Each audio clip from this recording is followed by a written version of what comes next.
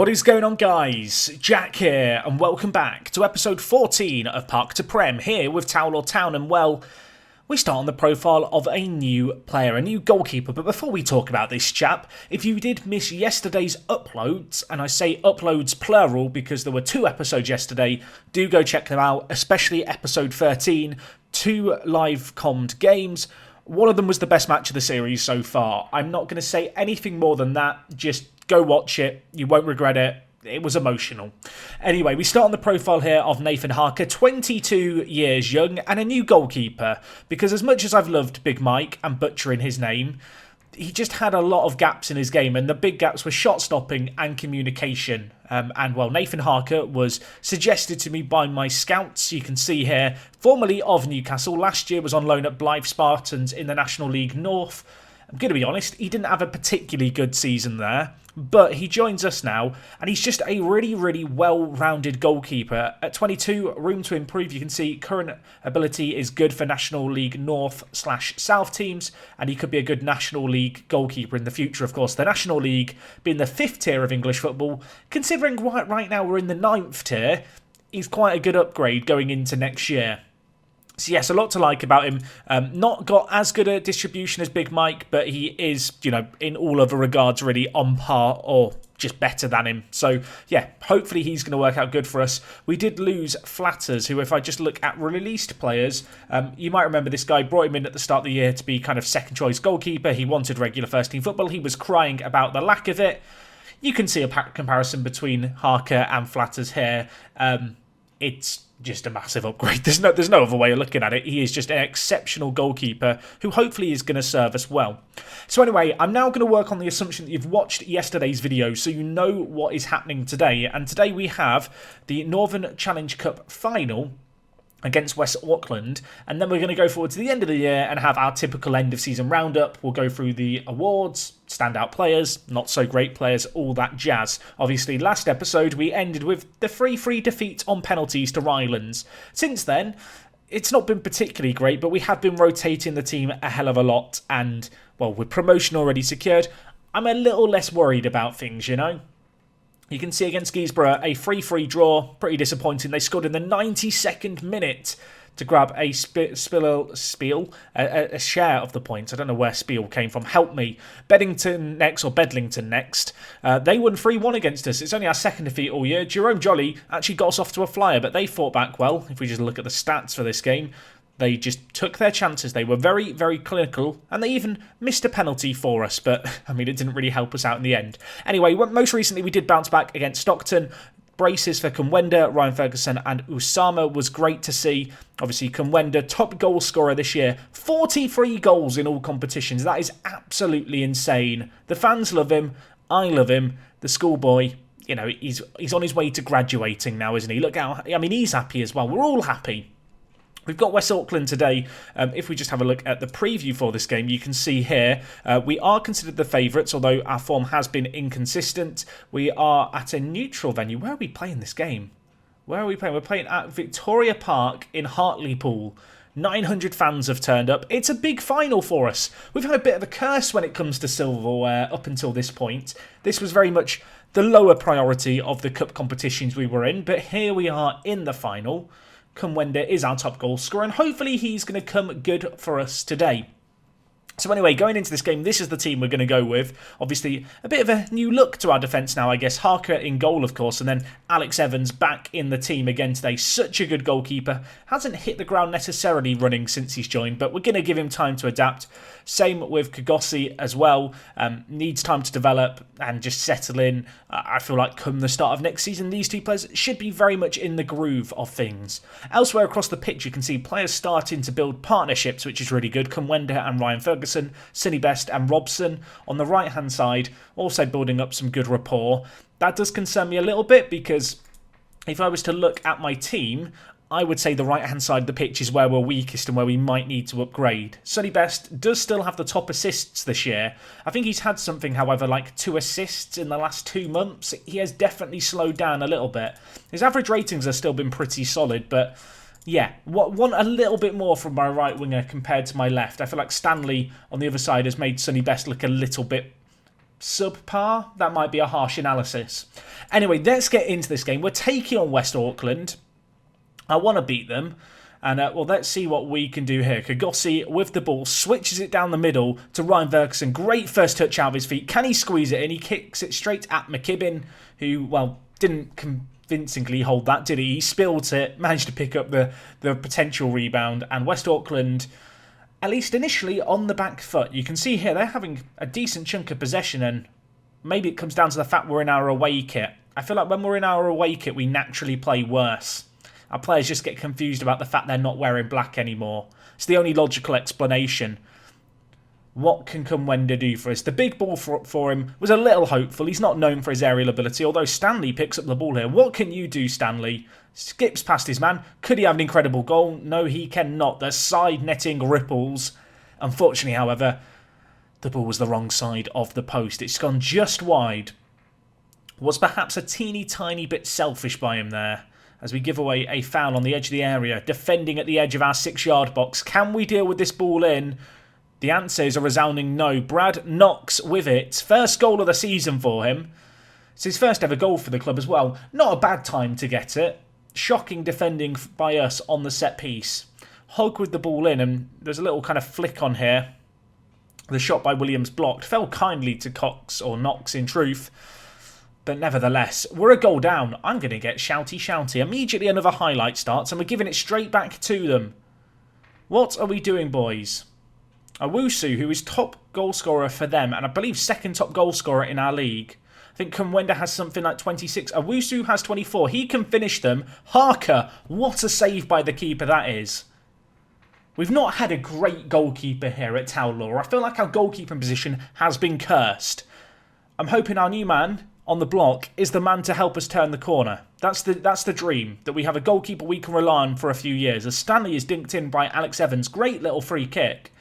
And now Kagossi to whip the ball in, goes over everyone. Sonny Best sporting the number 7 shot, keeps it in. Lovely build-up play, and the keeper. Oh my word, what a stop that was. You would have put your house on Ryan Ferguson to score there. Tipped over the bar, and they're going to deal with the resulting corner as well. Oh, that was such a great opportunity. The whole goal at their mercy, and neither of our strikers could find the back of the net. And now a set piece to deal with. It was similar to the one we conceded from. This time, mercifully, they've headed over the crossbar. Not a good first half performance in the grand scheme of things. Boys, where's the passion? What are we doing? Do I want to change things a little bit here? I feel like maybe I do. Maybe let's go a little more direct with our play. Let's try and get the ball to our front men a little bit quicker. Feels like a logical change to make in a game where we're, well, not really creating enough. Owusu, far out, whipping in the ball. Smith, free header. What are we doing? He's offside.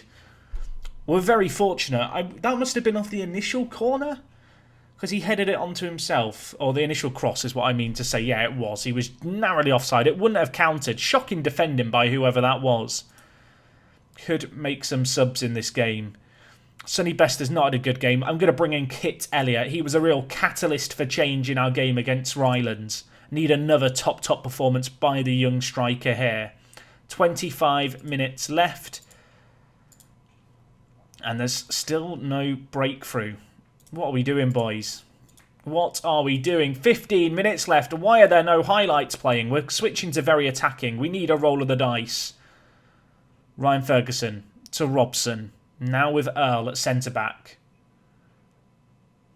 I will say defensively, since we've lost to Sean Bernard, we've definitely been weaker. It's definitely been a struggle. I think part of that is gelling as Alex Evans thread through Kumwenda, and another incredible save by the West Auckland keeper. Who is this man? McKibbin, can you let us score one, please? Time trickling away. Roll of the dice required. Get the inverted wingers on attack. Get the wing-backs on attack. We need to commit men forward in our 4-2-4. We're going to be leaving ourselves exposed at the back. But, I mean, we need to do something. The seconds and minutes ticking away. Are we just destined for a cup curse here? The answer is a resounding yes. So dominant in the league. I think 2 losses all season in the league. And in cup competitions, we've crumbled. the worst thing is as well, we had chances in that game. It was an incredibly close game. 2 clear-cut chances. They had a great game defensively. Their keeper got man of the match. That actually didn't. Harker got man of the match, but their keeper got runner-up. Oh, that's just a little heartbreaking, isn't it? My word. A double cup defeat and 2 competitions we were expected to win. We did, if you can remember, observe the fact that the Challenge Cup winners, they do get more prize money. They get £700 compared to the winners £100, but that isn't a reason to lose that game. Oh, that is super disappointing. We did have the best match, so I guess that's something. Haygarth, you can see here, most assists in the competition with 3. Not the craziest amounts by any means, but the young Perlo, the non-league Perlo, doing his thing for us throughout this competition.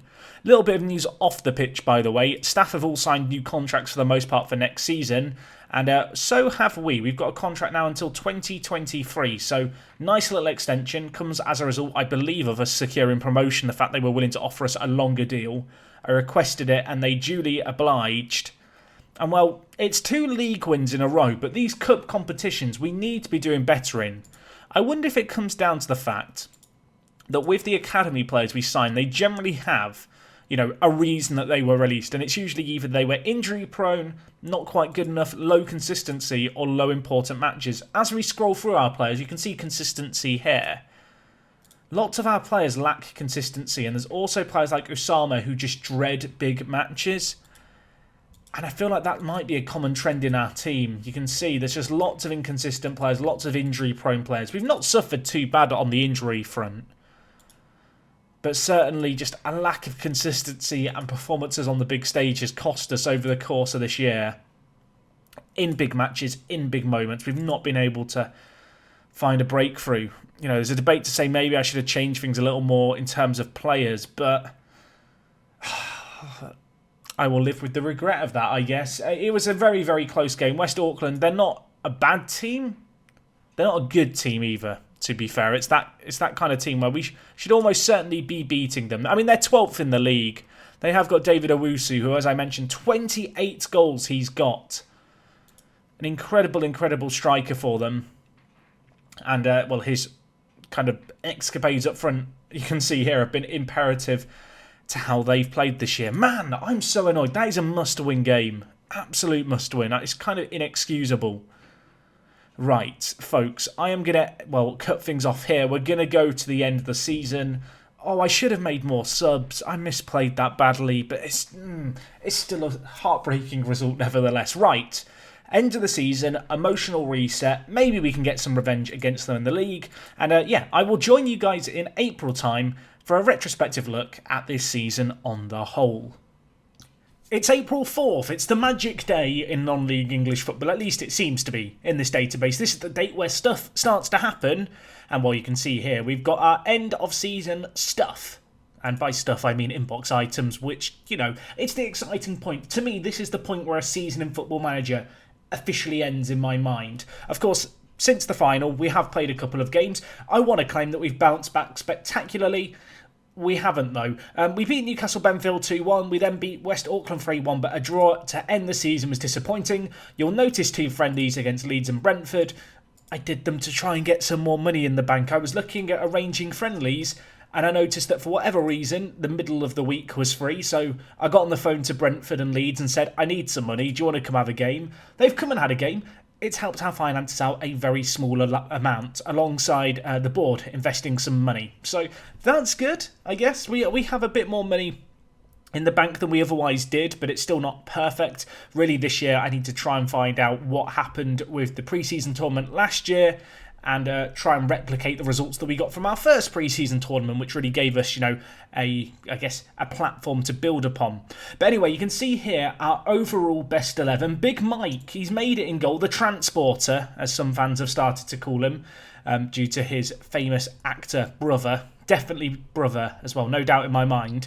He's done okay for us. We've really struggled to have a good goalkeeper here at Towlaw. 9 clean sheets in 29 really ain't that impressive. Obviously, we've already taken the steps today to replace him, but he's in the best 11. The back four, we've got Earl at right back, who of course has mostly been playing centre back, but because he can naturally play right back, the game goes, we'll slot him in there. We haven't got a memorable right back to fill the spot otherwise. We've then got Bernard and Greenwood in the middle, of course. Greenwood, fantastic servant last year. This year, played a decent chunk of football still, not as much as the previous year, but still considered, I guess, an important part of the team. The fans still really like him. I like him too. I've got a pretty soft spot for him. Of course, Deshaun Bernard, no longer with us, left, joined Stockport, a little bit upset about it, but we move on and, well, we get our chin up. At left back, Donnelly Blackburn is in the overall best 11. Not entirely surprising. He's been our kind of first choice left back throughout the last 2 years. He's not necessarily the world's greatest player, but he's a solid player nevertheless. I feel like the full-back position is definitely an area to look for improvement, and in fact defensively as a whole. I feel like I've not really acknowledged just how poorly we've done since Deshaun Bernard's departure. It really has hit us hard. Defensively, we've not kept a clean sheet in a very, very long time. I want to put that down to partially losing Deshaun Bernard, but also just a general lack of gelling. Maybe something to look at going into next season for sure, but I guess it's hard not to disregard complacency as an issue after the way in which we wrapped up the league. Anyway, Zimba and Haygarth, interestingly enough, in the overall best 11 at centre mid. I guess this is largely down to just how well they've done this year, because Zimba's not played that many games for us. When he has played, though, he's played very, very well. And of course, Haygarth here, let's be honest, probably the best signing behind maybe Kumwenda. I'd say Kumwenda probably pips him to the title, but this guy, for me, one of the best signings we made all year. Almost an 8.0 average rating in the league for a deep line playmaker. 12 vision, 13 passing, 12 off the ball. He's just so good as a little playmaker, and despite his lack of consistency in game, he's done very well for us. Anyway, front three, not entirely surprising in terms of attacking midfielders. Connor Stanley on the left. On the right, of course, it's Sonny Best. He has been a very loyal servant to the team. Will he be first choice again next year? We'll have to wait and see. I feel like his position is quickly becoming the area of weakness. Although when you look at just his stats, still an incredible performance this year across the 26 matches he played.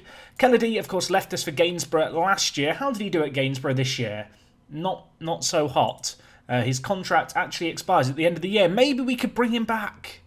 Oh, that would be a dream, wouldn't it? And up top, interestingly enough, Kumwenda in the overall best 11, ahead now of Ryan Ferguson, who I can't imagine is taking that too well. Poor Ryan, though, when you compare the two, he's a little bit of a step below the schoolboy, isn't he? The schoolboy has graduated, it would be fair to say. Anyway, end of season awards, you can see Kumwenda got Fans Player of the Year, Ryan Ferguson in second, Haygarth in third. Kumwenda was the signing of the year. Max Haygarth got Young Player of the Season, and Goal of the Season was Max Haygarth's effort, which I'm not going to show you again, because if you follow me on Twitter, you've seen it a few times there. It was an absolute screamer, and if you want to watch it, you can find it at WorkTheSpace on Twitter, or find the episode it was in, although, I'm going to be honest, I can't remember what episode number that was at this point.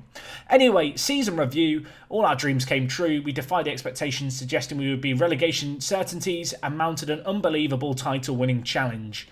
I don't think it was that unbelievable. At the start of the year, we were media favourites, but nevertheless, we won it.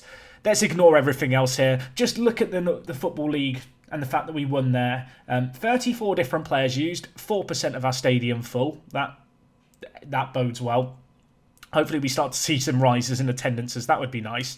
Anyway, club vision and expectations for next year. So we're going into the Betvit Division 1 Northwest. Interestingly enough, club culture, they have dropped make the most of set pieces. So that is big. That works out really, really good for us. Happy about that.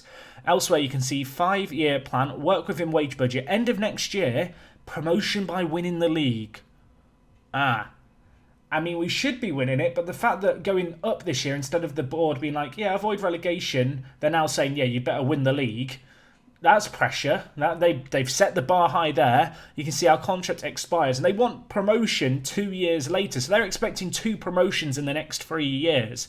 I would like to believe that we can get them back to back, but it's going to be getting trickier, I feel like. We're getting to a point now where it is going to get super competitive. Just the division that we go up into next year, you can see it here. Trafford running out victors.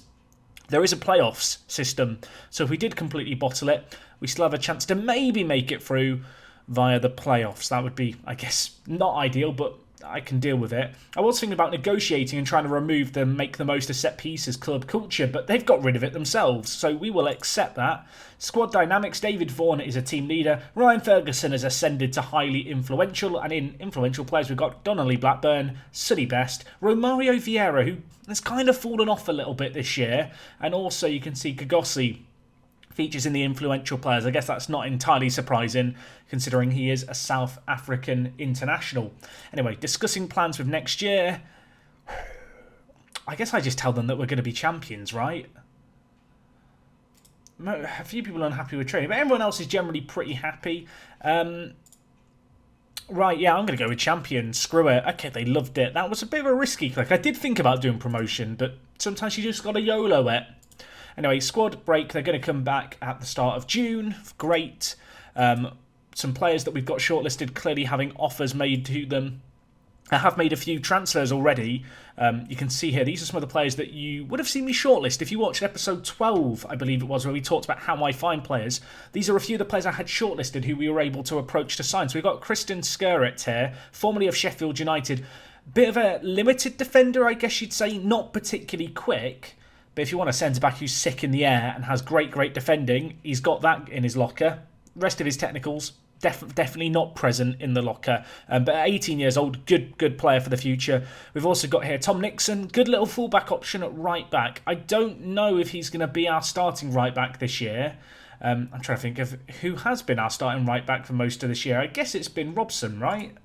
I mean, if you compare him and Robson, he's got the speed and physical advantage, not quite as well-rounded. I feel like that speed might be the edge. I don't feel like Nixon is the solution to the fullback area. You can see he's joined us and gone straight into the under-23s, where we're going to be paying him £160 for every game he plays in. The last player we brought in, Sam Leverett here. I like the look of this guy a lot. He can play right attacking mid, and he's left-footed, so he can slot in as an inverted winger if we need him to. But he can also play centre mid and left mid. I'm half tempted to train him to play left back as well, just to be a big utility man, a bit of a Swiss Army knife of a player. But yes, a former Leeds United youngster. If you can't remember about my finding of players, you can see here I've got a short list, and this is a short list of all the players, except some that I've got new contracts that I need to remove. But these are all players who have signed contracts with clubs that are expiring at the end of the year. So just to recap, all the teams that are local to us, who we might be able to sign players from, whose contracts are expiring, I add to a shortlist. At the end of the year, we can go through all these local teams, look at all the youth candidates that they're releasing. And unlike fully senior players, I don't know if I can actually show you the email item. Oh, you can see it here. So when this news item comes in, saying clubs in England set to release youth players, any player who's in the under-18s or under-23s who has a contract expiring and has been marked for release, you can make an approach for. So, for example, you've got Leighton Stewart here. Looks like a pretty good player playing for Liverpool. He's actually already interested in talking to us. £900 a week is a little out of our budget. So, yeah, there's a few players here who are in orange. They are players who I've judged to be in my catchment area. They are local enough to us that we might be able to sign them. They are all the big dogs, the players who appear in this initial email. You can see their demands are a little bit high at the moment. Pro little tip here as well. If you get to this screen here and you don't try and lower and submit an offer, if you just leave it and go back, it cancels the negotiations, but without making the player unhappy. If you try and negotiate and then fall out of the negotiations, you'll get the text talking about the fact, due to a previous breakdown in negotiations, my client doesn't want to talk. So if you can kind of tell that you're not going to be able to negotiate an offer with a player, the best thing to do is just leave without trying to negotiate an offer, because it allows you to maybe go in a little bit sooner. Otherwise, you're going to have to wait for the player's happiness with you to reset, so they're no longer fussed about what you said. Anyway, you can see here, Vaughan signed a new deal at the club. Roy Loy, set to become an under-18s manager. Yeah, Roy, you can be... these are all the pre-contracts that we signed. So you might remember, I talked about this episodes ago, but we can't protect our players from being poached. But if we sign them and get them to agree to a contract that doesn't start immediately, I don't know if I can now do it for next season. I can't, which is a bit annoying. I'm trying to think of a player who I would like to keep. I guess Sonny Best would be a good example, but basically... Okay, it's because he's just signed a new contract. Essentially, you can negotiate with players a new contract that doesn't happen immediately. So, for example, for Kit Elliott here, off a new contract, instead of immediate, you could select end of season. Now, because it's not the 5th of April, the end of the season is actually still today, but in a day's time, we should be able to offer him a pre-contract that he'll sign at the end of the year. Anyway, Roy Loy is now an under-20s coach. Oh, God, he's not great. I mean, he's got a good level of discipline and he's determined, but that's about it. But yeah, he's still going to be a useful little squad player perhaps for us this year. But anyway, I want to do a little look at the team as a whole before we wrap up this episode and mark an end to Season 2.